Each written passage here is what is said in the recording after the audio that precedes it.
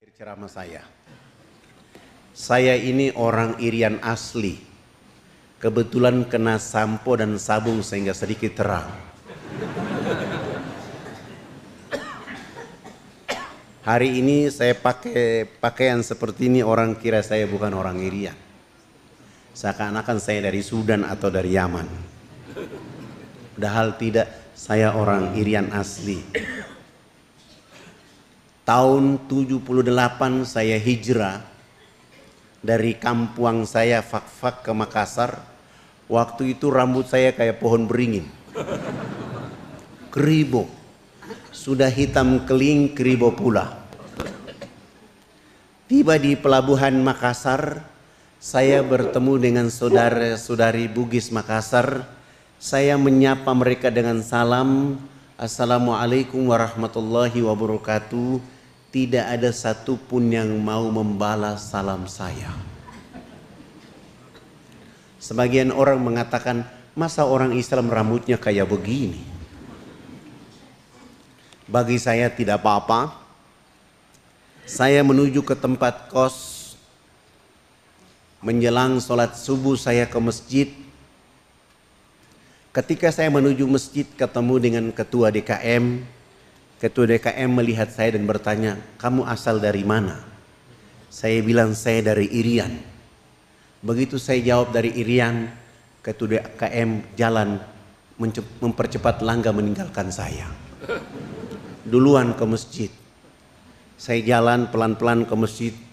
Ternyata begitu saya sampai ke masjid, Ketua DKM sudah menyiapkan dua pemuda yang badannya kekar, besar, menyuruh mereka mengawasi saya saat berwudu sampai sholat sunat. Begitu sholat berjamaah, kedua pemuda itu berdiri di kanan dan kiri saya. Itu terjadi tidak saja sholat subuh, sholat duhur pun saya diawasi, sholat asar, sholat maghrib, sholat isya pun saya diawasi. Selesai sholat isya saya kembali ke tempat kos saya sedang makan malam. Ketua DKM menyuruh ketua RT datang ketemu saya. Assalamualaikum. Waalaikumsalam. Mohon maaf, saya ketua RT di sini. Oh, mohon maaf Pak RT, saya belum lapor diri. Saya datang ke sini untuk meminta, ini saya ada bawa Al-Quran, untuk menguji Anda apakah Anda Muslim atau tidak.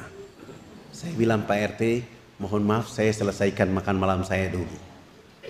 Saya makan cepat-cepat, sesudah itu saya cuci tangan dan saya datang menghadap ketua RT.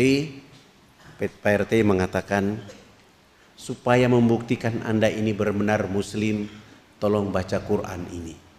Saya bilang sama Pak RT, Pak RT mohon maaf sebelum saya baca, saya minta Pak RT baca terlebih dahulu. Alhamdulillah, ketua RT saya ternyata belum bisa baca Quran. Dan saya bilang, sampaikan salam hormat, besok subuh saya akan memimpin sholat subuh di masjid kita.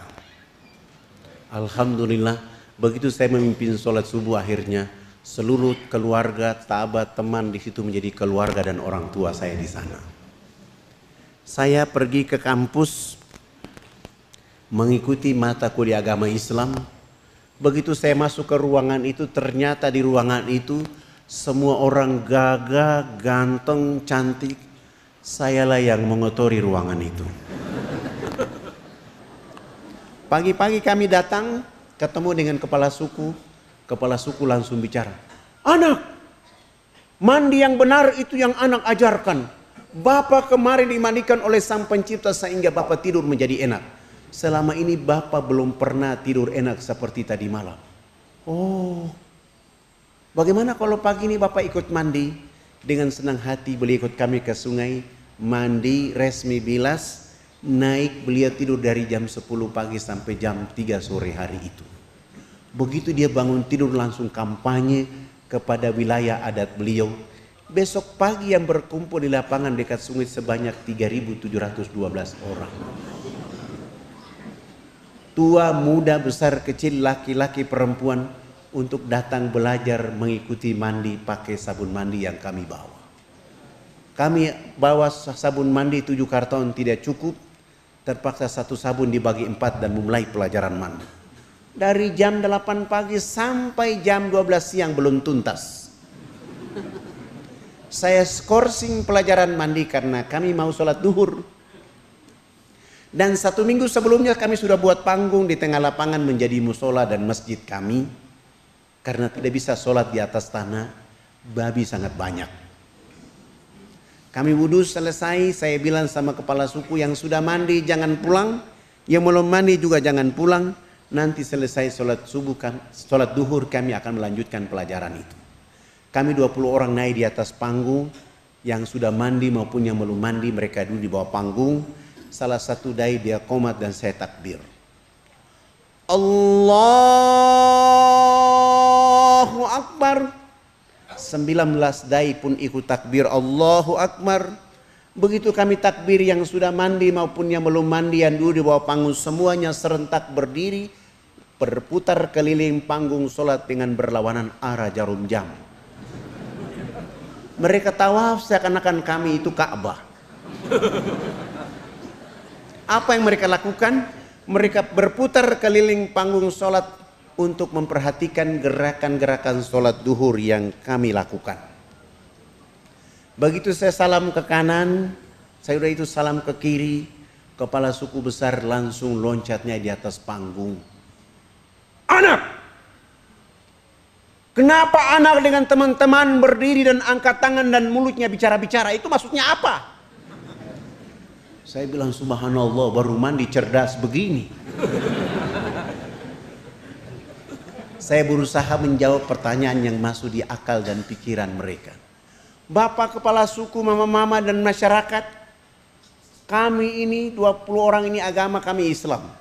Dalam agama kami diperintahkan Tuhan Allah Sang Pencipta dalam 1 hari 5 kali kami menghadapnya. Tadi kami berdiri mengangkat tangan, itu artinya kami menyerahkan sepenuhnya, kami punya jiwa, kami punya raga dan kami punya kehidupan ini kepada Tuhan Allah. Yang kami bicara-bicara itu adalah Allah Maha Besar, diri kami dan kehidupan ini kecil sehingga tangan kiri kami malu menutup dada kami. Tangan kanan kami pun malu menutup tangan kiri dan dada. Terserah Allah.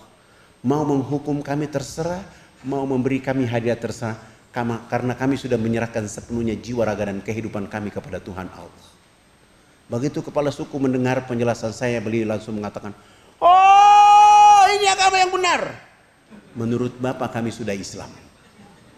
Tapi kenapa sesudah itu anak dengan teman-teman bongkok badan? Apa artinya bongkok badan? Kenapa ruku? Saya jawab, kami bongkok badan itu supaya melihat di bumi ada tanah, ada pasir, ada batu, ada air, ada hewan, ada tumbuhan. Semuanya itu fasilitas dari Sang Pencipta kepada manusia, dinikmati, dipelihara, dilindungi karena masih ada manusia berikutnya. Oh, ini agama yang benar. Menurut Bapak kami sudah Islam. Tapi kenapa sesudah itu anak dengan teman-teman tunduk mencium papan? Apalagi artinya tunduk mencium papan? Kenapa sujud? Saya jawab, kami tunduk mencium papan pertanda kami menangis atas dosa kejahatan yang kami lakukan. Kenapa kami lakukan itu? Sebentar kami mati nanti, kami punya kulit, kami punya daging, kami punya darah, kami punya tulang, akan dilebur kembali menjadi tanah. Sebelum dilebur menjadi tanah, kami menyatukan kepala, tangan, lutut dan kaki menangis minta ampun kepada Dia Allah yang Maha Tinggi. Tapi kenapa sesudah itu anak dengan teman-teman lihat ke sebelah kanan mulutnya bicara-bicara, lihat ke sebelah kiri masih bicara-bicara? Salam dia bilang bicara-bicara. Saya jawab, kalau tadi kami mengangkat tangan dalam menyerahkan sepenuhnya jiwa dan raga kami bongkok badan untuk melihat apa yang diberikan oleh Allah, sudah minta ampun. Selesai minta ampun kami lihat ke sebelah kanan, kalau di tempat ini belum ada orang yang tahu mandi. Tugas kami datang di sini mengajarkan orang bisa tahu mandi. Melihat ke sebelah kanan, kalau belum ada orang yang tahu berpakaian, tugas kami mencari pakaian untuk menutup tubuh badannya. Ada yang lapar, tugas kami mencari makan. Ada yang sakit, tugas kami mencari obat. Sesudah itu melihat ke sebelah kiri, kalau di tempat ini belum ada orang yang mengenal Allah dan Rasulnya, tugas kami datang ke sini untuk memperkenalkan Allah Rasulnya kepada mereka. Begitu mendengar penjelasan saya, kepala suku langsung mempersilahkan kami 20 orang Tidak boleh lagi duduk di atas panggung, kami turun duduk bergabung dengan masyarakat di bawah. Mereka 6 kepala suku naik di atas panggung menggantikan kami. Bukan sholat tapi rapat membahas kehadiran di sana. Setelah rapat selesai, kepala suku besarnya berdiri dan menyampaikan pengumuman buat kami yang ada di lapangan itu. Hari ini kita senang. Hari ini kita bahagia. Karena anak-anak ini sudah datang mengajarkan agama yang benar di kampung kita. Dalam rapat kami sepakat bahwa kita semua yang ada di lapangan harus mengikuti agama anak-anak ini. Begitu mendengar kalimat itu kami 20 orang langsung sujud dan menangis kepada Allah. Terima kasih ya Allah ya Rabb. Kami malu kepada mereka ya Allah. Kami tidak bawa apa-apa, kami hanya bawa kalimat-Mu Engkau, kalimat la ilaha illallah Muhammad Rasulullah untuk mereka. Kami malu, kami hanya bawa sabun, sampo, odol, sikat gigi untuk mereka. Lalu saya menguatkan diri untuk membimbing mereka mengucapkan 2 kalimat syahadat. Tapi kami pun tidak kuat. Karena mereka dalam keadaan telanjang. Dalam keadaan bau badan. Tapi hati mereka begitu tulus untuk menyebut asyhadu an la ilaha illallah wa asyhadu anna Muhammad Rasulullah.